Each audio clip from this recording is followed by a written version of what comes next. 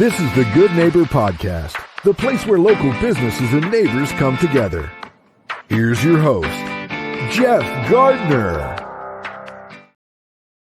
Welcome to another episode of the Good Neighbor Podcast. Today we have another good neighbor on, Tony Fidalgo of ButcherBox. Tony, welcome to the show, man. Hi. Thank you very much. Absolutely. How are you today?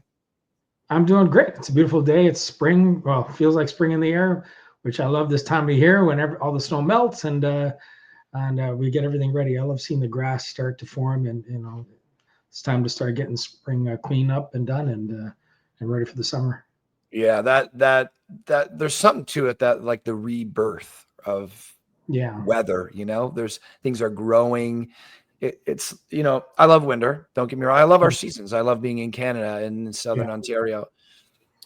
So we get a little dose of everything, but it kind of is like things are frozen in time during the winter where, life starts to come back. And I think a lot of people feel that way, seasonal depression, all that kind of stuff. My side gig, if you will, is an addictions counselor at a mental health facility.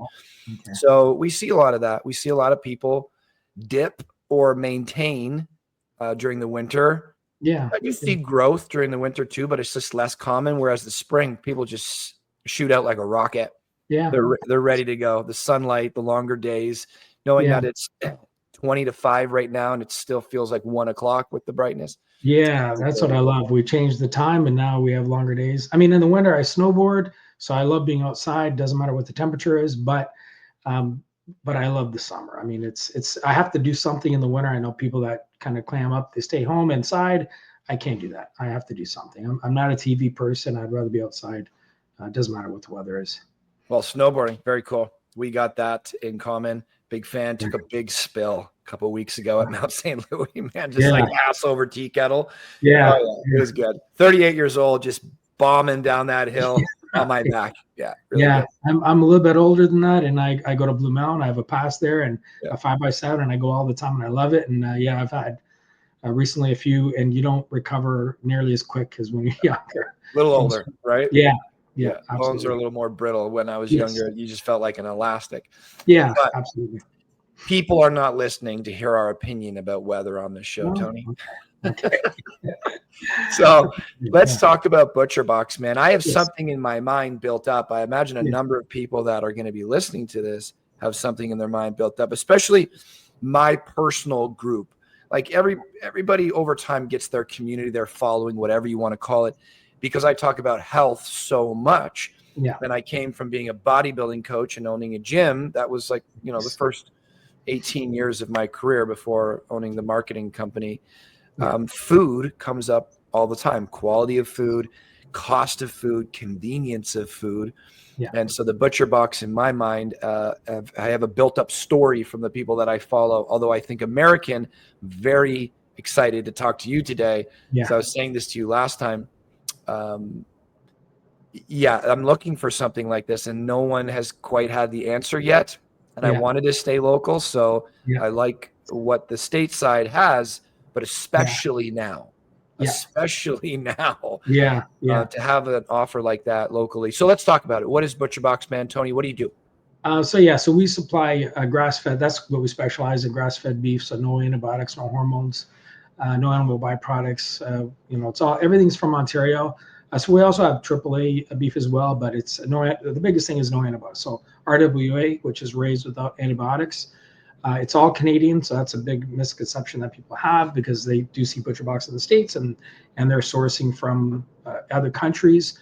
That's not us. I mean, we started to support local farmers, and that's still what we do today. So sometimes it's a bit of a challenge to do that, but we work directly with the farmers to make sure that we have the best product.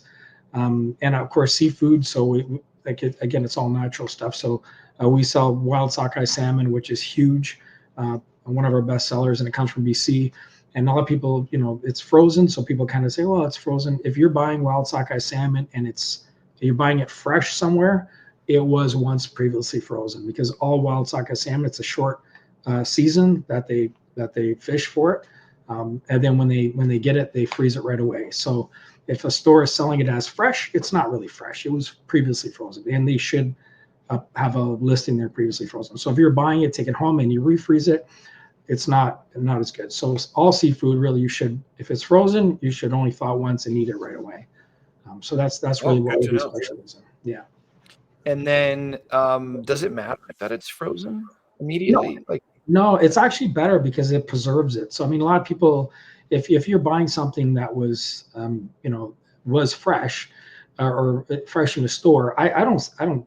To me, it's not fresh because typically, even if they're cutting in the stores, which they do, they don't do it at all anymore. They're usually cutting in a plant somewhere and shipping it in. And so there's a day there that it's been lost in transit. It's going to sit on the grocery shelf for a few days. You're going to buy it. You're going to take it home, maybe put it in your fridge for a few days. It's no longer fresh. For us, the day that it was cut, so that's when I don't want to say decaying, but that's when it starts to spoil. Like every day after that is when it starts spoiling. So the day that it's cut is the day that's vacuum sealed, and that's the day that it's frozen. So the day you take it out and you thaw it and you cook it, it's as fresh as it was the day that it was cut. So it's actually fresher than fresh. And I mean, most people, you wouldn't know the difference if it was frozen or if you bought a steak fresh that day and took it home and cooked it right away. Beautiful. So, okay, let's continue to talk about this offer. So the red meat side, is there other meats? Yeah, so we sell chicken, so poultry. So it's all Ontario. So it's RWA, again, raised without antibiotics. RWA? RWA. That's raised without antibiotics. That's correct, yeah. Awesome. That's really important to me. And the hormones? Yes, and absolutely. Grass-fed or grain-fed? Yes. So poultry is not grass-fed. People think it's like grain, if they see it, yeah, it's fed grains. So as long as it's not GMO grains, that's a big one. So, and there is some poultry on the market, and it's they have them come in rolling cages, and so what they do is the poultry is eating kind of bugs, and they end up eating some grass, but they're really looking for bugs in the grass. Then they also get supplement with grains. So if you ever see a video where they have cages and they're outside eating the grass, they're usually putting feed on top of that to give it something for the poultry to eat or the chickens to eat. Unfortunately, in Canada, Ontario, we have really limited season for that. You can't raise that in the winter, so it's really only summer. So you just can't get that volume. So as long as it's free range, so they're in barns, they have access to outdoor air anytime they want. But to be honest with you, they tend to, especially poultry, they'll tend to be inside where it's warm, just like we would.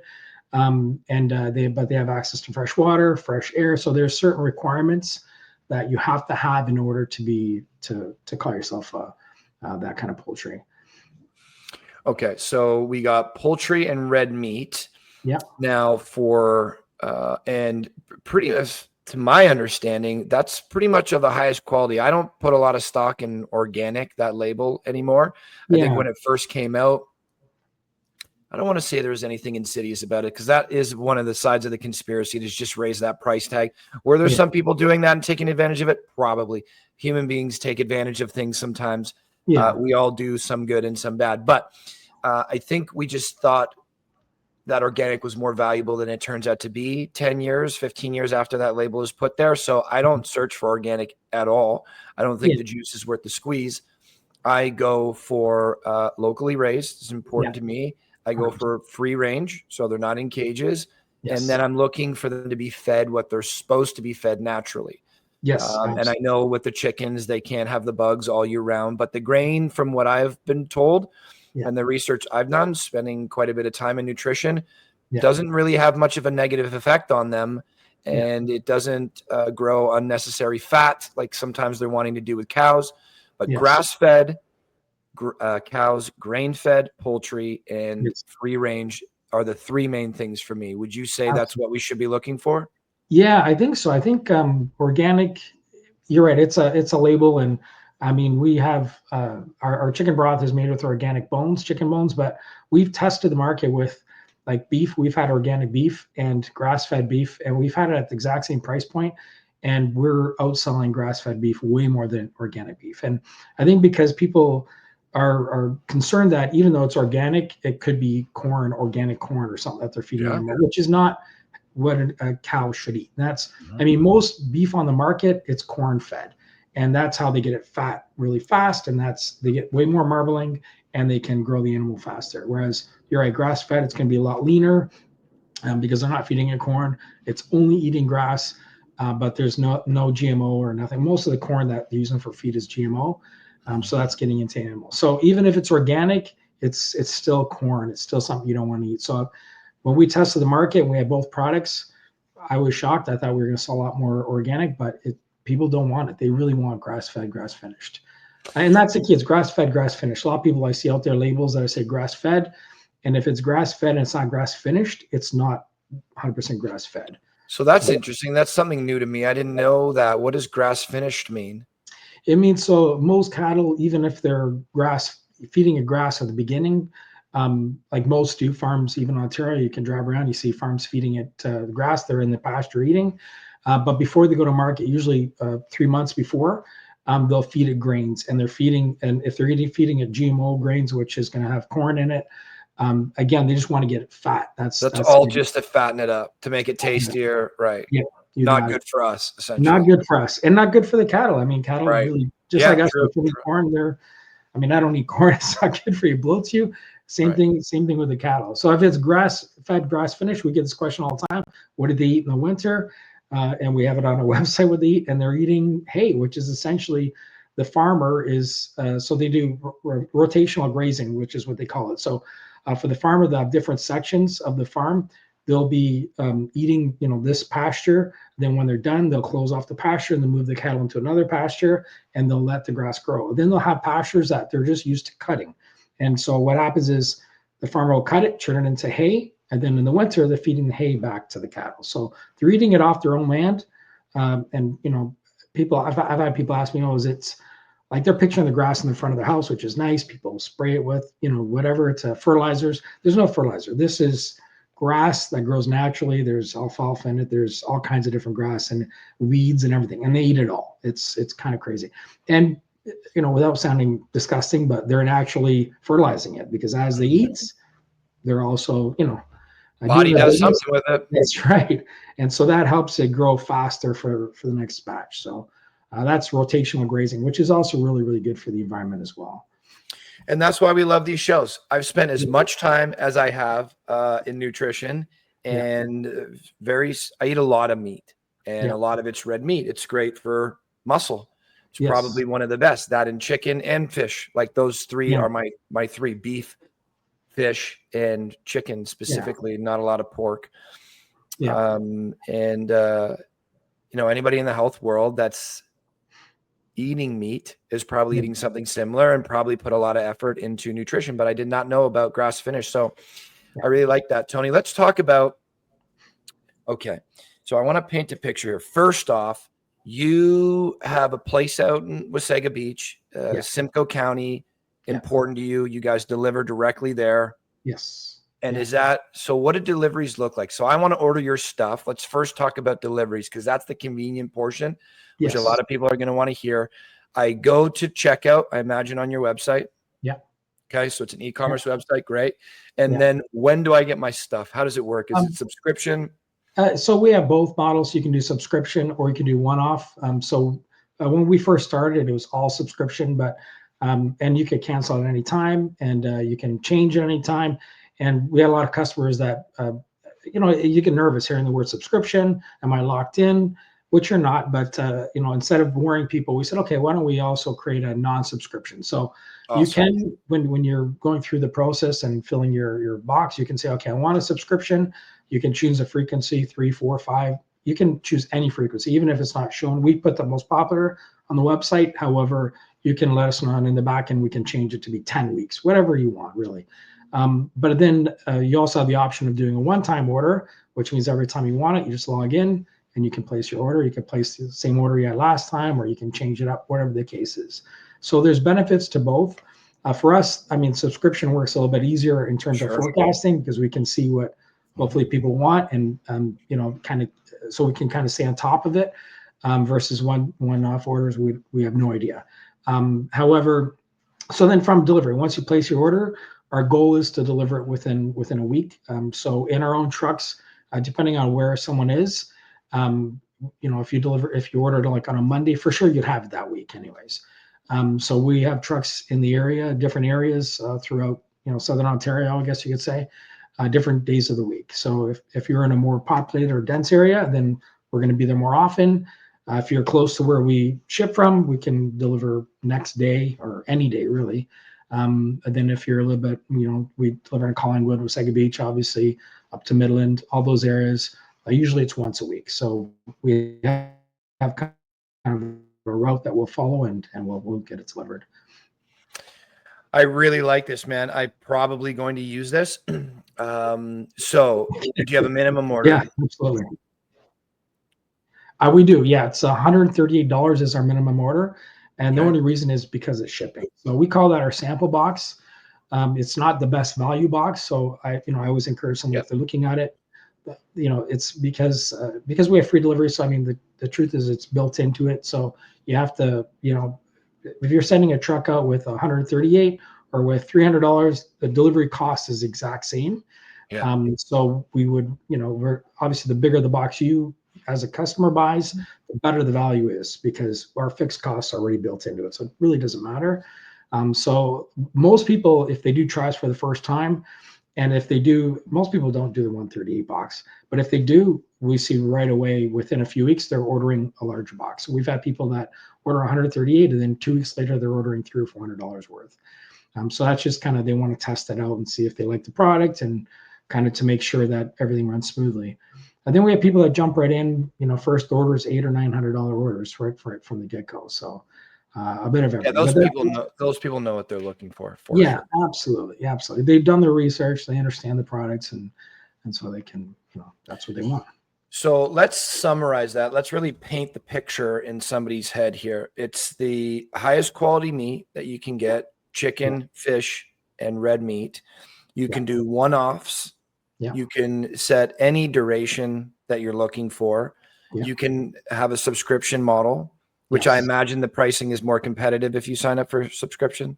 It's not actually. So everyone says, do you? And we don't. I mean, so we're looking at making change to our website for kind of a little bonus for people who are in subscriptions. Yeah. That's probably coming out very, very soon. Maybe by the time this podcast goes on. But right now it's the same. We don't want to penalize somebody, or we don't want to force somebody to do something else. We'd rather just, that really the subscription is to make it easy for them, so they don't have to worry about it. So they know that if it's every 4 weeks, they'll get a notification 3 days before the subscription renews, saying, "Hey, your subscription is about to renew." They have a link to log in. They can make changes. They can change the date. They can change the products. They can change anything on the account. But it's a way to kind of keep it, that they know it's coming, so they don't have to worry about ordering it. It's really intended to be convenient for the customer. That's what it's for. Unsolicited advice, take it or throw it out. Yeah. I would definitely incentivize subscription. Yeah. Buy it a subscription model, and we do. It's just, it runs your business really well, as I'm sure that you know that, but it also gets us used to that. And certainly from the health point of view, I have more skin in the game. It's like, I know this food is coming, so don't go out to dinner. Yeah. Like, that's what I found. You don't go out to dinner as much. You use your food more. Absolutely. And how can I cook better? It really, when things are no longer variables, they are constant. Now they become a part of a lifestyle rather than a one-off. Or inconsistencies. And certainly in the world of business and health, the two main worlds for me, consistency is king. Yeah. Right. Absolutely. One-offs and inconsistency just don't seem to work all that well. Okay. So we got the highest quality meat. You can do any type of timeline. You can do subscription or not. $138, which is nothing for meat. I mean, I probably spend about $800 a month for an individual on meat. At a couple 100 pounds, it's not like I'm 300 or 400 pounds. $800 on quality meat per month for 30 days, eating it twice a day, eggs in the morning, chicken, and then beef or fish. That's easy to do. Who's going to buy this, man? Why do this instead of go to the grocery store? So most grocery stores don't have the same quality. There are some that are kind of getting out there, or more expensive stores might have it. But for the most part, most grocery stores don't have it. They're selling, I call it commodity beef. So it could be a AA or AAA, but most of the time it's corn-fed. And so if it's corn-fed beef, you're getting GMO product, you're getting something in there that you really don't want. The animals shouldn't be eating it. We shouldn't be eating it as well. And also it's more convenient. So, you're getting it delivered to your house. So, the box shows up and you just put it away. But even the packaging. So, I mean, grocery stores, and I know it's changing, but I haven't been to grocery store. I haven't seen it. And I don't buy grocery store meat, obviously, but typically it's in you buy chicken, for example, and it comes in a styrofoam tray, Still piece same. of plastic. Yeah. And it's so that if you put that in your freezer, you're going to get freezer burn, because really what kills any product is air. So it's oxygen. So any food will deteriorate with air. So even, I avoid chips, but if you think of chips, you open up a bag of chips and the air comes out of it. And if you don't roll it up over time, it's going to ruin quickly. Yep. And so really with chips or any of that kind of stuff, they don't have oxygen in it. When it's going down the assembly line, they actually put a gas, I can't remember what it's called right now, and it displaces the oxygen. And that way, when they seal it, there's no oxygen. So any food, it's the same thing. So if you have meats and there's oxygen in it, then it's going to spoil. So with us, everything's individual vacuum sealed. So one chicken breast per pack, one piece of salmon, one portion per pack.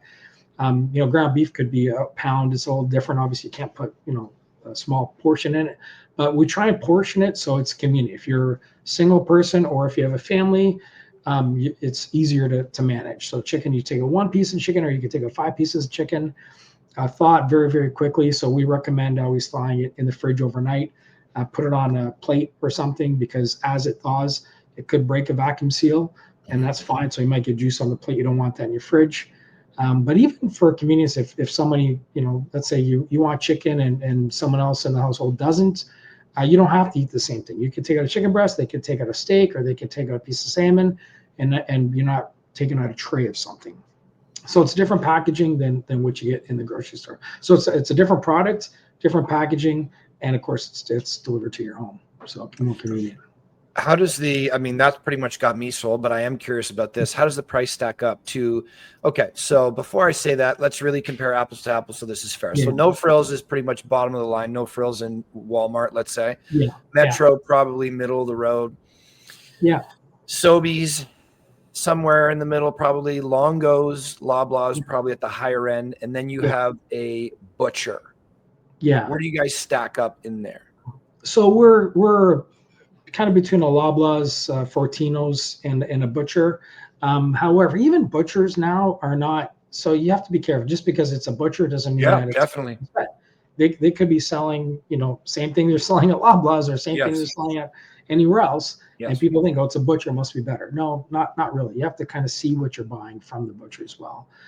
So price really isn't that much more. It's more than Walmart for sure, more than for. I hope so. Yeah, so it's a different product. Yep. It's closer to your kind of your higher end stores. Yeah, absolutely. But it's then, so if you factor in the delivery and the convenience of that, and then that kind of, to me, it's like even if you're paying the same price as Whole Foods, but I don't have to go to Whole Foods, it's coming to my house and it's vacuum sealed, individual vacuum sealed, then that's a better value than going to Whole Foods anyways. I also get to pick it. Sometimes I'm looking for chicken in particular. I don't get what is there. And I don't know how long it's been sitting there. I mean, we don't know with you either, but with, maybe you do tell us, but typically with my experience from like HelloFresh and the other ButcherBox, freshness and quality seem to be their, kind of their calling card, their landmarks, or staples, I should say. Whereas the grocery store, maybe not. And I still have to drive there to figure out to get maybe not. And what happens a lot of times is like, okay, they don't have this, so I'm going to get that. Yeah. I was looking for the ground beef. They don't have it, so I'll get a sirloin. Or I was looking for a roast. They don't have it, so I'll get ground beef. When, especially in the health world, we pretty much want to eat exactly what we want to eat because it's going towards a plan. It's not eating for flavor. It's eating for function. Yes. And there are a lot more people out there eating that way, dietary restrictions, stomach issues, headaches, insulin, whatever it is. We're so much less ignorant, so much more knowledgeable about health and nutrition today than we've ever been, I believe. And maybe it was 1 out of 10 before that were eating like this. It may be 5 now. It may be 6. Yeah. So that was one of the big things for me. I know exactly what I'm eating 7 Yeah. days a week. Yeah. Plus I put in 2-3 days that it's like, I'll treat myself. I'll eat whatever. I'll go out and eat sushi. Yeah. Outside of that, I want my breakfast to be the same, my lunch to be the same, my dinner to be the same. If I'm eating 4 meals a day times 28, 7 days, that's 28 meals. So 23, 24 meals I want to be the same. Yeah. And that is why I've always gone to typically a prep shop where a prep prepares all my meals for me and sends them. But they're like 25 to 26 bucks a meal. They're at that highest cost because they're literally doing it for you. You got to microwave it. So my option ideally is with you guys. Yeah. But there's a lot of pros for me, certainly. Yeah. Yeah. And I think, I mean, same thing. I do my own meal prep, so it's easy. You know, I try and eat out as little as possible, unless it's like a special, you know, I was going to a restaurant or something. I'm not trying to knock restaurant industry, but for lunch, for work, you know, I'm rather just cook a piece of chicken and vegetables, and that's my lunch. It's healthier. As I get older, it's harder to lose weight, and you can feel it when you're eating wrong. You feel sluggish. I mean, and even in terms of the difference in quality. So I have friends that, so I have a couple stories, but one friend who's from Cuba, and in Cuba, if you live there, you don't get to eat beef. That beef is usually reserved for the resorts and that kind of thing. So when he moved to Canada, and he would go to the store and buy beef, and he just didn't feel good, and he thought, you know, maybe I've never eaten it, so my body's not used to it. And then he came out to my place in Wasaga one time, and I was barbecuing, and I made some steaks. Not knowing this, I made steaks for him, or steaks for all of us. So then he said, you know, after he's like, yeah, I can't eat it. He told me, I said, okay, no problem. Took some chicken, threw that on. And so he ate some chicken, but he goes, I want to try the beef anyway. I said, sure. So he tried it. And then he called me the next day and said that it's the first time he's ever eaten beef in Canada and not gotten sick. And he's like, why? And I said, because it's grass-fed, grass-finished. It's not the stuff you're buying in the grocery store. And he obviously became a customer, and he couldn't believe what a difference. He thought he was going to wake up sick the next day. Yep. I have another customer that's been with us for a long time, and same thing with poultry. So she says, you know, store-bought poultry, she always feels sick and doesn't work. And she just thought, maybe I'm just, you know, I can't eat poultry. I can't digest it or something. But poultry is pretty easy to digest. Pretty easy.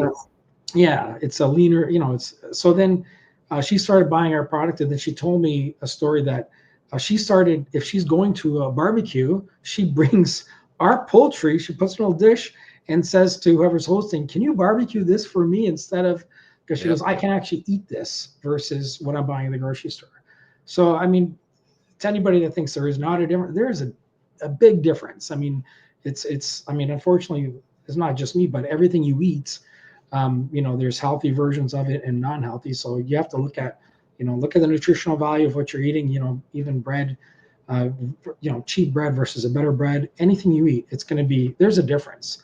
So when it comes to food, don't, you know, I mean, I've seen people drive really nice cars, then they're buying cheapest food on the market. I say, well, where are your priorities? You got to eat, you know, this is what's going into your body. Don't worry about your car. This is what's going into your body. This is what's feeding your body. So you have to eat right. And for few of us, when we felt shit and then changed our ways and felt better, there's few things more empowering than that. I can't really, when someone is feeling good, they've got their health dialed in, there's few things, if anything, that they would trade it for. All of a sudden, their whole life revolves around feeling good because they're a better husband, they're a better father, a better wife, a better spouse. They do better in business. All of a sudden, they're making more money. They're, you know, sleeping better. These cramps are going away. Hormones are going, like, you are what you eat. I think 100%. No matter how much we work out, man, so much of my life is, and I love the gym, spend a lot of time there, but nutrition and sleep are at the core. Because if I don't eat right, I don't sleep right. If I don't sleep right, I don't work out right. Muscle doesn't grow. I don't heal, headaches, brain fog, etc. So I used to be, workout was the number one pillar, and then those came afterwards. That was in my 20s when you could get away with anything. Now getting some gray in the beard, getting close to 40, it really is. Your sleep is number one, but equal to that is the food, because they cross lines so much. And then exercise. It's just to have a source that I can, especially for business owners, Tony. I mean, like, my time is spread thin. For me to press a button, and why Amazon has won so much of the market. You can make an order within 45. Their goal, just so I was watching, in case You have seen this or haven't seen this. I was watching Jeff Bezos, and he's like, from the moment somebody says, there's something in my mind that I want to order and Amazon has it, we want them to be able to order and check out in 30 seconds. Yeah, that's crazy. Yeah. I spent 45 minutes, 45 minutes just walking around the grocery store. Yeah. And that took time. I had to go outside. Sometimes it's freezing. Yeah. Now in the icy storms, sometimes there's risk. Other people on the road. It could be an hour, the whole thing, just to get a week's worth of groceries. Instead, I could press a button and have it done, and it's higher quality. Even if it's more expensive, I'm willing to pay the, 10% premium. It can't be 30 or 40. No, it it's almost never is. No. And that's it. So it's like, where are your priorities to that guy with the car and not eating healthy? Yeah. I learned this a long time ago when I was cutting my grass, doing my laundry, getting my groceries, doing all that. I eventually got a business coach to help me figure out where I needed to go. I thought it was going to be a new strategy, new marketing strategy, hiring somebody new. And he's like, no, you spend 9 hours a week doing things that you could pay somebody else to do. And if you just made 2 extra sales a week, it would pay for that whole 9 hours. Yeah. How long would it take you to make 2 sales type of thing? So that's it for me. I want to do my business, my health, and my relationships more. I don't want to cook more. I don't want to grocery shop more. I don't want to cut more grass. It's just health, wealth, relationships. And you can bet that I'm sending an order your way. And everybody here hears it, so they can call me out. It'll be coming for sure. But I want to know why you got into this, Tony. What's the background? Why get into food? Why do the ButcherBox model? Yeah, good question. I mean, I used to work in IT years and years ago, and and I worked for one of the big banks. That's a bit of a pivot. Yeah, huge pivot. And when you work for a big company, you're just a number. You're not really, unfortunately, that's the way it is. So then I've always had like an entrepreneur spirit. And back then, I mean, I'm a lot older now, but I was and still trying to be in pretty good shape for a guy my age. And I was heavy into working out, like you said. I love the gym. I would wake up early and I'd work out every day, and I'd work out after work, and I was just go. And I was trying to find a better source for meats. And at the time there wasn't, I mean, this is before e-commerce and couldn't buy anything online. And I said, okay, where can I get this product? And really at that time, it was just from farms. So if you knew a local farmer, you could buy from there. And grass-fed beef wasn't as popular as it is now. So, I'm trying to source it that way. That was even much harder because you have to drive somewhere to go to a farmer and set it all up. Packaging back then wasn't very good at all. They would wrap it in brown wrap. If you put that in your freezer, it's going to get freezer burn. It's not very good. It's not going to keep. It's not going to be a natural preserver. So then I started learning about the industry, and I realized what the farmers are doing for most of their cattle is they were sending it to an auction, and then from the auction it would go off to wherever it's going. So their profit was very, very little. Like, people think farmers make money. They don't. There's very little money to be made. So I started meeting people in the meat business. And I started saying, okay, well, what if we cut out the auction? What if we just take the cattle to a place to get, I hate to say slaughtered, but basically get processed. That's the word I like to use. And then cut it into whatever you want: steaks, ground beef, roast, whatever it is. And so I kind of set that up at that time. Nobody was doing that. And we set up a kind of a chain of command and said, okay, this is where the cattle are going to go. And at the time we were doing vacuum seal, different than it is now. But it was still a vacuum sealing process. And then, and we were selling it back then as freezer. So it was before ButcherBox. We were selling it as freezer filler program. So people could buy a lot of meat off us. That's the only way the economics worked. And then over time, the same customers were saying, I love it, but my kids are older now. I don't want as much, but I still want to order. How do we do that? And so we started making smaller orders, but that becomes very, very expensive. And then one day we said, let's build a website and see what happens. And really, like, Amazon was around, but nobody was selling meat at the time. And I remember when I first started telling people, like, are you gonna sell meat online? Are you crazy? Like, nobody wanted to buy meat online. So then we just tried it, and it started to take off, and we put a little bit of marketing behind it, and all of a sudden it blew up. And then a few other people came out and they were doing the same thing. And next thing you know it, here we are today, and it's normal for people not to buy meat online. 10 years ago, there's no way. Now it's fine. Just like you said, Amazon did change a lot of people's, like now they're used to it, click on something. As long as the products stay high quality, that's really what you want. And yeah, I mean, Amazon, on the bad side of it is, yeah, you're right. Amazon, even their delivery now, they have drone delivery.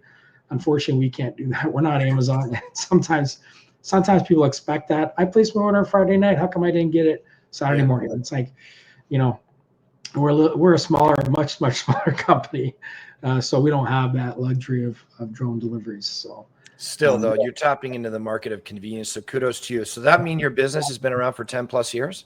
Yeah, absolutely. So ButcherBox since 2017, but we were in the meat industry before that as well. ButcherBox was our e-commerce, and before that was under Choice Farms. And so Choice Farms was our freezer filler program. Then we launched ButcherBox just to see how that would work. And I really didn't think it would be what it is today. But I mean, it takes a lot of work. And as you know, you're an entrepreneur, so you work long hours. And it's funny, we were saying about there's a book, and I haven't read it yet. I just got it. It's called Buy Back Your Time. And that's, the logic is to say, okay, I'm not quite there yet, but, trying things instead of, doing the things, focus on growing your business and focus on the business itself. That's it, man. I think we all, well, I'm almost positive. I mean, I really hope so, because this is what I'm betting on, that I'm going to say I'm positive we can all get there. It really depends on the priorities. If I want to get good at a bunch of things rather than great at two things or one thing, then that's probably what I'm going to end up being in my business. I think it needs to get to a certain level to do what you're saying. While we're in that small business world, a couple $1 million of revenue, you're so involved in it. It's hard to walk away from. You really do need a director, a CEO, a manager. You need people to delegate to pull yourself out of it. And that's certainly the goal. But to pivot to you, I really love this product, and I'm looking forward to talking to you after the show about it, because we don't have much of that in Simcoe County, man. I'm not kidding when I say I just spent the last 6 months trying to figure out my meat situation. And I would say for an individual, I'm a fairly big buyer because of the amount that I eat. And it was like the closest thing that I could get was a minimum of $6,500 spend. Wow. Yeah, that's a lot. So that's the closest. Yeah. They gave me what I wanted, but you had to buy a year's worth. And they're local to Simcoe County. Everything else was great. Similar quality yours, like really high end. Yeah. I know exactly who you're talking about. Yeah. I won't say the name, but I know who it is. Yeah. $6,500 for an individual. I had to commit to a year without tasting the food, without seeing it anything. I had to get the whole freezer full, which means I had to buy a big freezer. And I'm just like, man, that's just, you're putting too much friction in me entering your business that I'm not going to. And I imagine a number of people feel that way. So you're a very good option for someone like me and a family. Like, you have the flexibility, which most do not. And I think if you buy a year's worth of freezer filler, like the truth is, it's hard to predict what you're going to eat in the next year. And I don't know. Yeah, exactly. So, I mean, I primarily eat chicken just because that's how I grew up that way. But then all of a sudden I get into a salmon kick and a seafood kick, and I'm eating salmon all the time. And so it's nice to be able to kind of change it up as you want. So, if you go monthly or whatever your frequency is, you can say, you know what, I bought a lot of chicken, but I ended up eating more salmon. I still have chicken. My next order, I want less chicken. I want more of something else. So you can change it up. Versus if you're committing to a year, that's too bad. At the 6 months into it, you've eaten all the chicken, and now you're looking at ground beef or roast, and you go, what am I going to do with all this product that I'm not going to use? Or you're trying to figure out a way to use it because you're not going to waste it. Mm-hmm. So to me, I'd rather just order it as I need, and a month worth is perfect. Then you can always make adjustments as you go, and that way, you're going to eat it. You're going to open up your freezer. Okay, you have a variety of everything, and so your taste will change. Or you might have a barbecue friends come over, and all of a sudden you're going to use up more products than you were expecting, or something will change. So it's nice to have that flexibility for sure. Yeah. Let's pivot a little bit.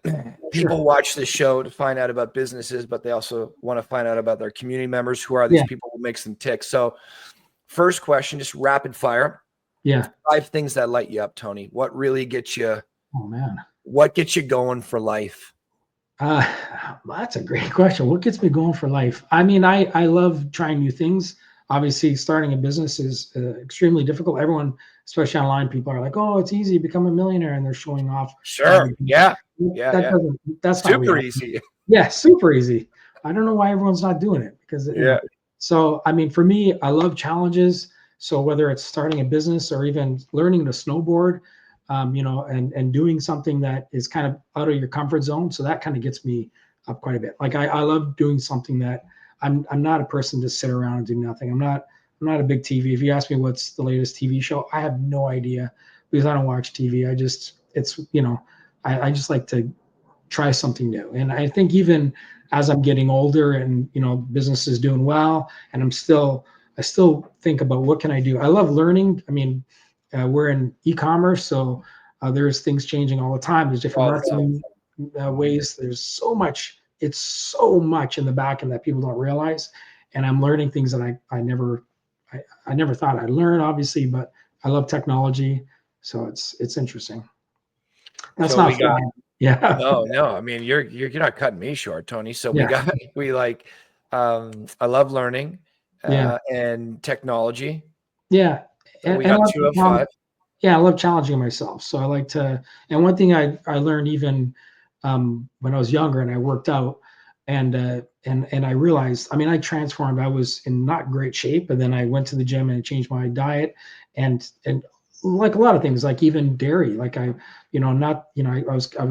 wasn't drinking milk when I thought before, oh, you drink milk a day, a glass a day or whatever it is. But I cut that out and I learned through talking to nutritionists what's really important. And I changed and I transformed my body and I felt better. Same as you said, I slept better. I didn't have like foggy brain. And but you learn when you're working out, you do the work, you put in the time, and you'll get the results. And I think it's like anything in life. So that to me was a huge part of something that transferred me. So it's like if someone says, "Oh, I work out for a month," it's not going to do anything. You got to keep going. You got to keep going, and then eventually you'll see it. So I take that approach on everything I do, whether it's a business. I don't want to just try it just to try it. I want to say, okay, I'm going to try. I'm going to fail, and I'm going to keep doing it. I've taught people how to snowboard. I've taught kids how to snowboard. I've taught adults how to snowboard, and I always say we're going to go for the day. It's going to be cold. You're going to hurt. You're going to fall. You're going to want to stop, but you can't stop. You have to give it a full day. We'll take breaks. No problem. Go inside and warm up, but we have to go for the full day because for me, that by the end of the first day, I want them to make a turn. And once they make that turn and their brain clicks that I can do this, they'll want to come back a second day, third day, and fourth day. So to me, it's about pushing yourself, not just saying I tried for 10 minutes and I stopped. You have to keep pushing yourself. There's usually I need one more from you, but I'm going to interject here a little bit. I call it the phase of suck. At every new skill, there's that beginning phase. Even for the people that I think when you learn how to learning itself becomes so much more enjoyable. It certainly has for me. Yeah. I've had some great mentors in my life that were taught me that the meta skill, the skill of all skills, is to learn how to learn. The faster you learn, the faster you move towards skill acquisition, you acquire skills. But I think the thing that stops us from learning is that phase of suck. And it's always at the beginning. If I wanted to learn Mandarin today, it's a very challenging language. I know that because I tried to learn it. Yeah. But when you know there is a reward coming, like that turn, snowboarding, and you've gone through this phase of suck, you've learned how to snowboard, you've learned how to grow a business, you learned how to do marketing, you learned how to do sales. All of them have this phase of suck at the beginning. And if you continue to keep your eye on, I know it's just a matter of time. I know only I have to invest a certain amount of effort over a certain enough time horizon, I will get that metaphorical snowboard turn and the reward will be there. There are some people out there that really like the phase of suck, but I think for the most of us, we don't like the phase of suck. So it really is kind of to your point. If you just say, if I just stop when it's at its highest pain at the beginning, I'm done.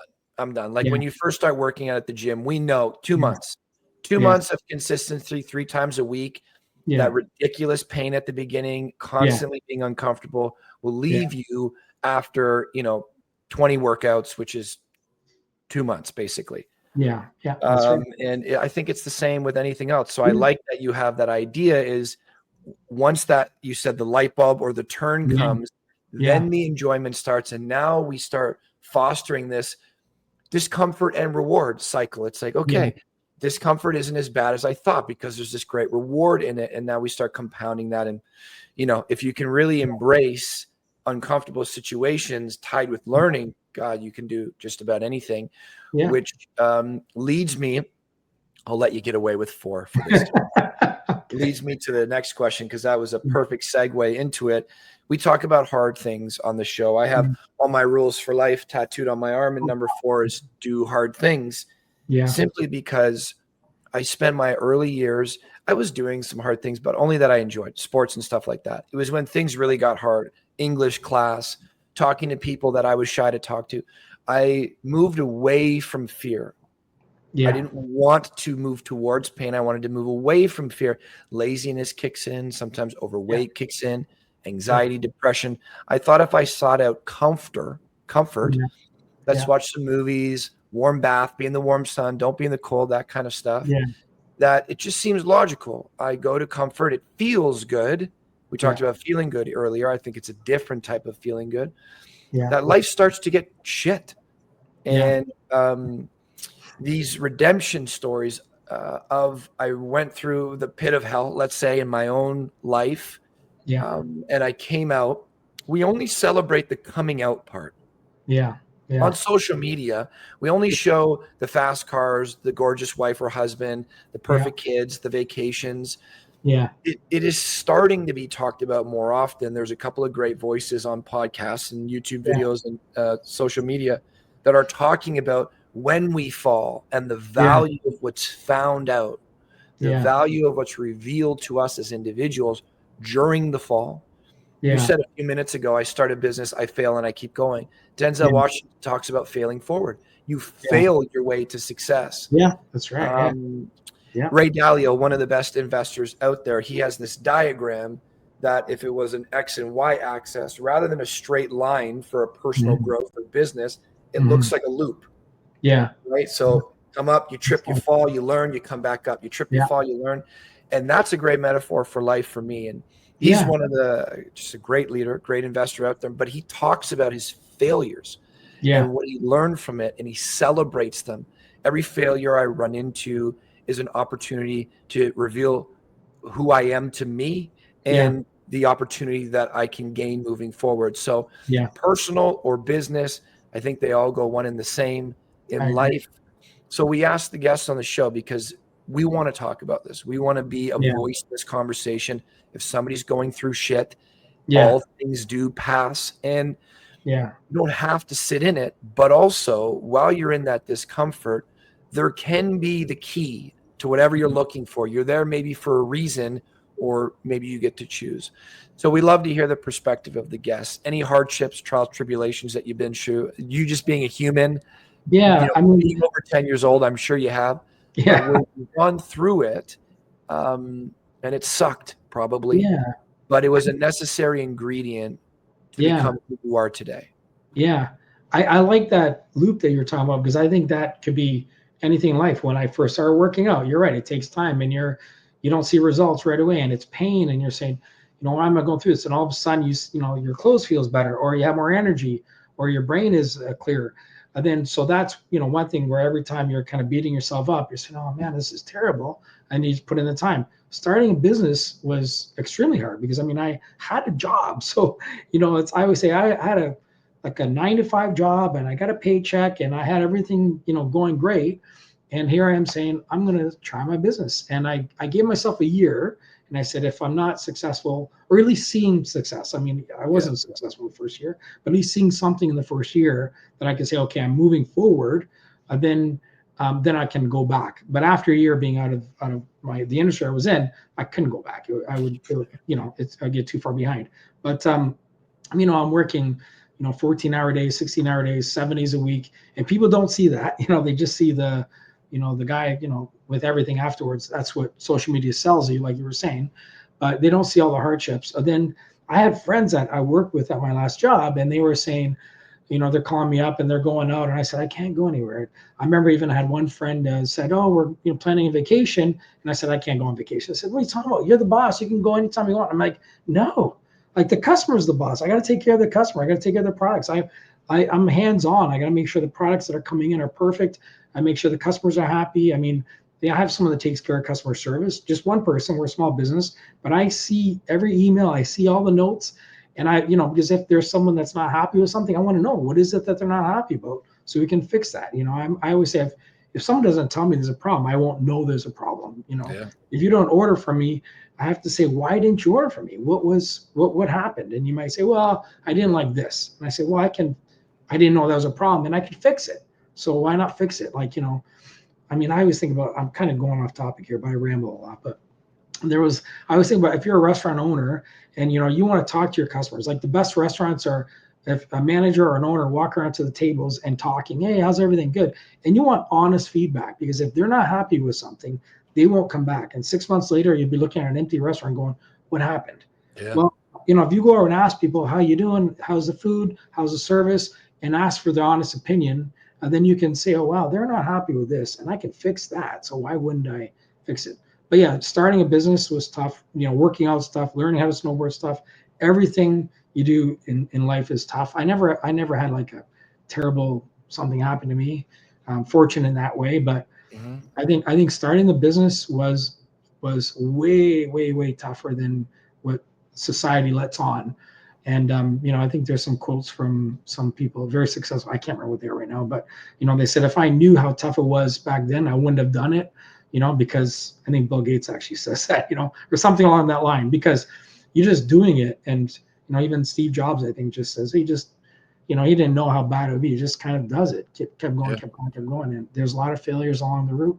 I mean, I've had failures in business when, things aren't going right, or we have a challenge of some product comes in, or a vendor that we're dealing with, something goes wrong and the packaging is all wrong or something. And now we got to fix that kind of on the fly, because we don't warehouse products. We try and turn it over very, very quickly.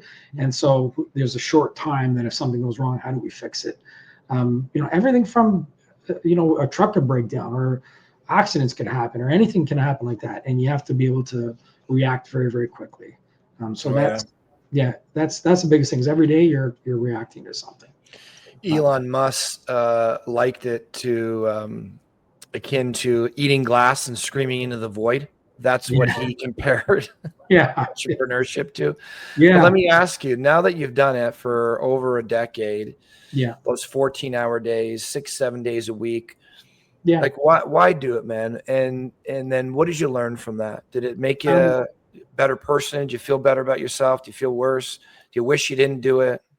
Walk us through that a little bit. I mean, I think I'm a better person for it. I think now at this stage, I value kind of friendship more. I value, like, I love to entertain. I love to have friends up, and I'm always barbecuing and cooking. Like, I love doing that, and I value that time. So I think that's why I don't watch TV, or I don't do a lot of stuff, because I don't like to waste time. I'm either working on my business, or I'm spending time with my friends, or I have a girlfriend, spending time with my girlfriend, that kind of thing. So to me, that's the real value that I get out of it. But I would do it again. I mean, back then there was times and days where there were dark times, and I said, what am I doing? This is crazy. Why don't I just stop and go back? And I think that's why most people do the same thing over, because it's easy. They get their job, they work the 9 to 5, they go home, they have dinner. Safe. It's safe. There's zero, and you can lose your job and you can get another job. That's okay. Maybe not as good, or maybe better, who knows? But when you start a business, like, if there's a year that we're not profitable, my staff get paid. I don't, so you have to, that's high risk, but I would do it again. I think I'm built for that. Like, people always ask me, like, I'm always go. I can't stop. I wake up, I got to do something. Even like I have property in Wasaga, obviously, and I love it there. And I cut the grass, and people are like, well, same thing. Why don't you get someone to cut the grass? And I don't buy back the time. I just talk about that, but I love it. I love just doing. I have to get up not first thing, but I'll get up, have my coffee, and I got to do something. I'm not a sit around kind of guy. So, and I think I'm just built that way. So if I was doing it for another company, I'd be working 14, 16 hours for another company, and they would be getting the rewards. So at least You're building I'm it for getting, yourself. yeah, at Yeah, least and building you it for created myself. a good product, which I personally am a big fan of these products. But you were talking about, first off, I love how much you feel you've learned from being an entrepreneur. Yeah, It is my path for life. I have yeah, a purpose that's very clear to me that I created, whether you believe in God or not. Maybe there is a purpose for everybody else. But as far as I'm aware, I decided what this purpose was. yeah, And it is to find out all that I'm capable of and share it with the world. So I want to yeah, help the group while helping myself pick something that does both. And entrepreneurship makes you a better leader, makes yeah, you, it can make you greedier. It depends on how you want to do it, but it yeah, certainly made me more financially literate. It's given me more yeah, opportunities. I put more food on more people's plates, and yeah, then hopefully empower people with education that I've been empowered with. But you were talking about the if we have a bad year and my staff gets paid and I don't. We did a yeah, little bit of masterclass on entrepreneurship, my partner and I, yeah, yeah, and we were using a monthly paycheck from a few years ago, yeah, and it was a decent paycheck. Like it was a $30,000 paycheck, yeah, but I gave them the example here. Because most people are looking at that and like, Jesus, man, that's like 360 grand in income a year. yeah, I'm like, well, yeah, whoa, whoa, whoa. Let's break it down. At this stage in our business, we were not where we are now, but it's like, yeah, let's break it down. So you have the 30K. We were spending 6K a month on marketing. Now yeah, it's 24. We had yeah, about another 6K a month in expenses. Now it's 18. And yeah, we had $16,000 in staff and commissions to pay. There was yeah, $2,000 left between two people. yeah. So Then you're we not got making taxed. them. Then we got taxed on that. Yeah, exactly. Yeah, And I'm like, you want to be an entrepreneur? It's yeah, like yeah, you get paid after all of that tax, CPP, EI, expenses, staff, yeah, marketing, etc., yeah, putting the lights on. And then yes, there was like, yeah, and they're like, and then we said, and we worked, I'm not going to say 80 hours a week, but 60 yeah, hours a week, a month for this, yeah, 240 hours in a month for $500. yeah, yeah. You can make more working at McDonald's or something. Yeah, it's Now crazy. it's turned out to be good for us, giving us a hell of a life, but you got to want to Yeah, do it because when you yeah, find that out, you're like, what? yeah, You're working for like, what is that, $2 an hour? Yeah. For yeah, some months, yes. yeah, And for some months, zero. yeah. I think if you go into it because you want to be rich or make money, you're in the wrong mindset, because that doesn't happen. Like, I mean, it could happen, and it happens to a lot of people. But if you look at the people that, like, true entrepreneurs that have multiple businesses, like, there's a lot of people out there that could have retired a long time ago and they're still working. Because And they at that like it. point, yeah, it's not about the money. It's about, they just have the drive to build something, build a business, do the next thing. And so that's true entrepreneurship. It's not, if you said, I want to make more money, you could or you couldn't make more money. It's a gamble. So don't go into it for the money. Go into it because you want to do something different, or you have that entrepreneur spirit. And then if the money works, great. I mean, obviously you have to eat, you have to pay your bills, and that kind of thing. So if you're not making money, you have to pivot or do something to make money. But that's the wrong reason. I see now a lot on social media where people are kind of selling the dream, and look what you can have. Look at these nice cars, and yeah, there are some people that are doing it, but it's so small percentage that you have to be realistic about it and say, okay, I love business because I love business. Like, I'm an entrepreneur in the heart. When I was a kid, like a teenager, I was like selling things, like just stupid little things. But I've always been an entrepreneur. I've always said, well, if I could take this and take 10 of them, and I get a better price for buying 10, and I can sell them individually for a little bit more, I'll make money. People are happy. Great. So you have to have that in you to do it, not just focus on making the money. The money will come if you do it right, and you focus on the customers. For us, like, the big thing is I want to focus on customers, because they're not locked into anything. So if they're not happy, they'll go somewhere else, or they won't order from me again. And I don't want that. I want them to order month to month to month, or a year or 6 months, or whatever it is that they're buying. I want them to continue to order. And if they're not happy, let me know. I mean, I've had customers where I said, if you're not happy, let me know. And they said, oh, you really don't want me to tell you. I said, oh, absolutely. If you're not happy, email me, call me, whatever it is, but tell me why. Then give me the opportunity to fix it. and then, hopefully the next customer will be happy, because there's a lot of people that won't complain. They'll just won't order. And you have to be really, if I get one complaint, I always say there's 20 that didn't complain about the same thing. I need to fix it. Yeah. One of the things that changed our business a lot when it came to our product, because our product is changed by the feedback of our customers, was rather than, hey, Tony, everything going well, performance is up, like focusing on the positive. Of course, we want to show you the performance of your marketing and all that, but we ask if there's one thing we could do better, or if there's one thing we could fix, what would it be for you?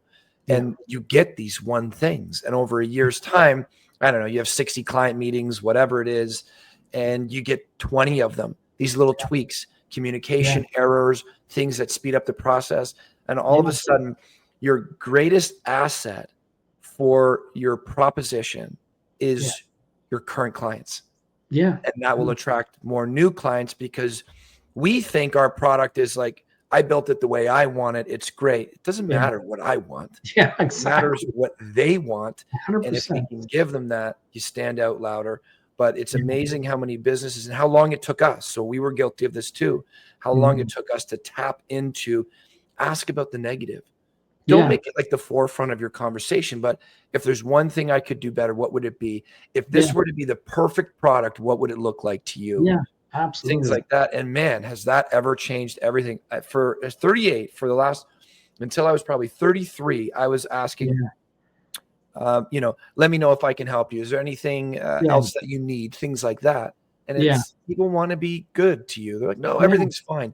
But please let me know if there's one thing I could do to make this better. But I love that. Actually, I'm going to steal that, because I love that. If there's one thing, because that's so, if there's one thing, little nuggets. Yeah, it's a little nugget. Someone will give you one thing and you go, I can fix that or change it. Or, I mean, we ask, is there other products that you want? But I mean, I think to ask, what is the one thing? I always think about my restaurant experience, because I've been in restaurants with people and they're complaining about the food, and then the server comes by, is everything okay? And they go, yeah, everything's great. And I go, you just complained about the food. Well, it's okay. And I'm like, but you don't want to hurt the feelings. You don't want to hurt their feelings. Yeah, it's like they need to know if there's a problem. But when you ask with it, you start off with some type of context. Your honest feedback is what makes the difference in our business, makes your life better, make our life better. So please, one thing we could do better. Yeah, it's so integral to us. It's one of the core concepts around our customer service. Yeah. But I want to get to the last couple of things here, Tony. So you're speaking directly to your audience right now. You're on stage. There's 500, 1,000 of them in crowd. Some of them are your customers. Some of them are ex-customers. They've left, and a bunch of them don't know you, but they're all there to listen to you. You got 90 seconds.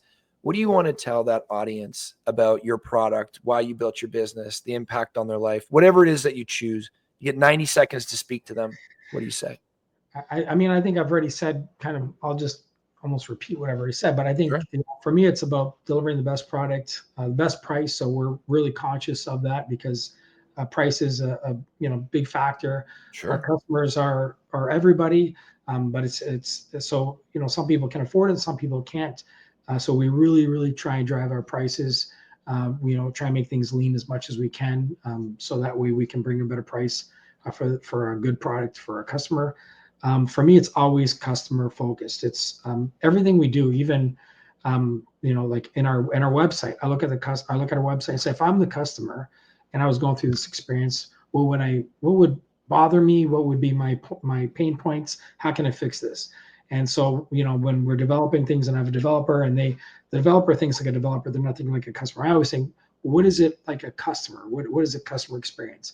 Everything from deliveries. So, I mean, we do deliveries in our own trucks, and I want to make sure our drivers are friendly and they're, it's presentable, and our trucks are clean. So that way, our boxes are clean, little things like that. Like if I go and I see some dirt on the box, I go, I don't want to give that to a customer. I don't want the customer to see that. What is their experience when they get the product? Everything from how we pack it, putting the products in the box nice and neat, not just throwing it in, because the customer opens up, what's their experience? So to me, it's all customer experience. What's driving them to want to come back? If I'm a customer, how would I feel about this? I think that can be for any business, not just my business, but any business has to be, and there's companies that, like Apple's really good at that. You buy a phone, and unpacking the phone is so integral to, like, this is great, look at this phone. So it's what is a customer experience? So for us, every time they order, and we have customers who have been with us from the beginning, and they order all the time, and they're great loyal customers. And I want to know, what's their experience? Are they still happy? Are they getting less happy? Like, are they telling people everything was great, but not changed? Like, I just need to know everything about it. And that's, I think, probably the hardest part. But for me, if I'm standing in a group of people, I'll say, I want to hear everything, the good, bad, the ugly. What's the one thing I could do differently? I like that line. So, so I mean, if it's a current customer, what can we do different? Are you happy with everything? There's got to be something maybe you don't like. Please speak up. If it's a new customer or someone that's looked at our website and hasn't ordered, why haven't you ordered? What is it that's holding you back? Is there something on there that we can change or make it easier from a customer experience point of view? So that's what I'd be. I love it, man.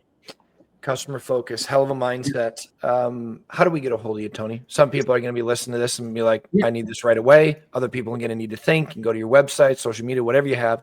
What is the best way to find out more about ButcherBox? Our website, ButcherBox.ca. So make sure it's not .com. That's the US. And so it's ButcherBox.ca, and you'll see our green and red logo. It's a box. It says ButcherBox.ca. You can also call 905-593-2648. And if you get a voicemail, so we're a small business, and Cassie is, she takes care of all our customers. She does the deliveries. She takes care of customer service. So if she's on another call or she's doing something else, she might not answer. But our mandate even is to get back to people by the end of the day. So, but our website has all the information there. They can email in through the website. So our email address, our generic, is info, so info @butcherbox.ca. They can send any questions. And hopefully we have a great FAQ so people can, get questions there. If there's any questions, if someone's struggling on the website, call Cassie. She's really, really great at walking people through it and helping them out and answering any questions that they have. But ask questions. I always tell people, if you have any questions about our products, don't just order and, really ask. That's what we're there for. Just ask whatever you want about the products, about anything, even before you place your first order. That's fine. No problem. Love it, man. Tony, I think you got a great product. Super easy guy to talk to. I like your story. I like your mindset around the customer-centric business. I think a lot of us can learn a lot of things from that. And I'm looking forward to chatting with you more and sampling up the goods. Perfect. I've said it now 3 times on this show. I will be ordering. So anybody else, if you are health conscious like myself, or you just want your groceries dialed in with convenience and quality, maybe give Tony a try out. And I'm saying this before I've even tried it, but I can bet you if you check in with me in a month or so, I bet you it lines up with what I say. So check it out. Yes. Talk to Tony. We'll go from there. Tony, you have a great afternoon, man. It's been a pleasure. Thank you. Great chatting. Thanks. Thank you for listening to the Good Neighbor Podcast. To nominate your favorite local businesses to be featured on the show, go to gnpwithjeffandsean.com. That's gnpwithjeffandsean.com, or call 705-413-3775.